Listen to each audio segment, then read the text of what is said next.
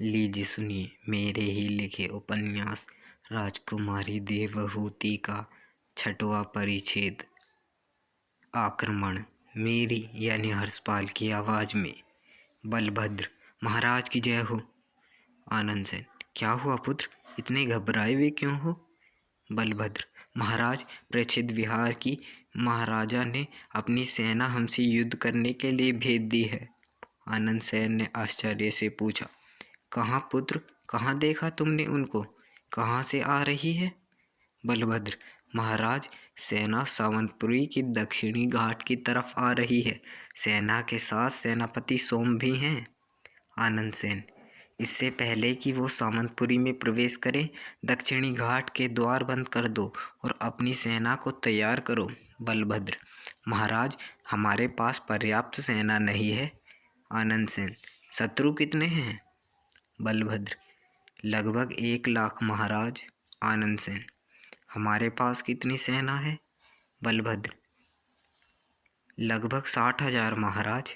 आनंद सेन पुत्र, मैं अपने पड़ोसी राज्यों से सहायता मांगता हूँ, तब तक तुम इसे युद्ध की तैयारी करो। इतना कहकर महाराजा आनंद सेन सैन कक्ष में चले गए। बलभद्र ने सेना को युद्ध के लिए तैयार हो जाने का आदेश दिया। बलभद्र सैनिकों, आज प्रच्छेद विहार के महाराजा ने हमारे ऊपर आक्रमण के लिए अपनी सेना भेजी है। हम शत्रु को अपनी नगरी की रक्षा करेंगे। हम शत्रु के हाथ अपनी नगरी नहीं लगने देंगे। शत्रु चाहे कितने ही अधिक हो, हमें उनसे लड़ना है और जीतना है। हमें मातृभूमि की सौगंध है, हम लड़ते लड़ते या तो मिट जाएंगे या फिर अपनी नगरी को उनसे बचा लेंगे। हम पीठ दिखाकर नहीं भागेंगे। हमें सौगंध है इस मिट्टी की, इस मातृभूमि की, जिसने हमको जन्म दिया, जिसने हमको पाला पोसा, जिसने हमको अन्न दिया, जिसने हमको वस्त्र दिया। आज वो अपने एक एक वस्तु का बदला हमसे चाहती है। हम अपने खून के कतरे कतरे से उसे बचाएंगे। सारे नगर में आनंद नगर की जय जयकार होने लगी। महाराज आनंद सेन ने बलभद्र को सैन कक्ष में बुलवाया। आनंद सेन पुत्र, क्या सेना तैयार है? बलभद्र जी महाराज। महाराज, बाहरी सहायता का क्या हुआ, क्या वे करेंगे हमारी सहायता? आनंद सेन पुत्र, पत्र तो मैंने भेज दिया है, परंतु कोई आशा नहीं। हमें अपनी सेना के दम पर ही लड़ना होगा, अब और कोई रास्ता नहीं है। बलभद्र परंतु महाराज, इतनी बड़ी सेना का मुकाबला हम कैसे करेंगे?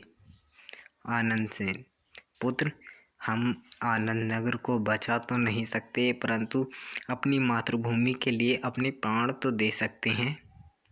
पुत्र, दक्षिण बंदरगाह का द्वार बंद है। बलभद्र जी महाराज, परंतु महाराज वह द्वार अब ज़्यादा देर तक शत्रु को नहीं रोक सकता, अब वह क्षीण हो गया है।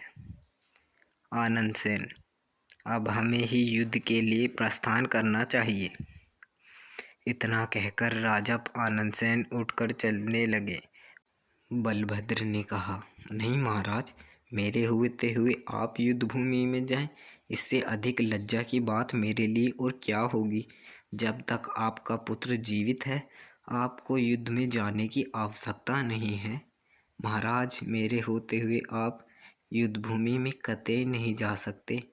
महाराज, आपका पुत्र आपको विश्वास दिलाता है कि वो युद्ध में या तो जीत हासिल करेगा, अन्यथा अपनी मातृभूमि के लिए वही बलिदान दे देगा।